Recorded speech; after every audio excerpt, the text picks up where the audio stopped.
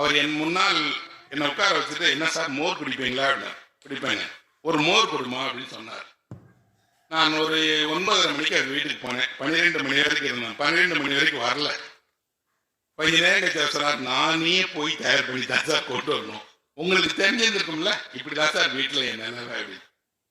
நான் சொன்னேன், உங்களை விட கௌரவமான வாழ்க்கையை தான் நான் வாழ்றேன்னு அர்த்தம். பணம் தான் உங்கள் அளவுக்கு இல்லைன்னா அவர் சிரிச்சுக்கிட்டே சொல்றாரு, பணம் வந்தால் எல்லாம் வந்துடும் நினைக்காதீங்க சார்.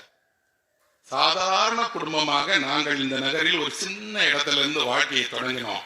அப்ப எங்க வீட்டுல எந்த நேரம் யார் வந்தாலும் செஞ்சு கொடுப்பாங்க சார், சாப்பாடு போடுவாங்க சார். பணம் வர வர வர வர பணம் வந்துச்சு, எல்லாம் வந்துச்சு, மனது மாறிச்சு சார். இப்ப அவர்களுக்கு யாரையும் அவன் கூட்டிட்டு வருவானா, வர்றவனுக்கெல்லாம் மோர் டீ கொடுக்கறது எங்க வேலையா அப்படின்னு அவங்க நினைக்கிறார்கள்.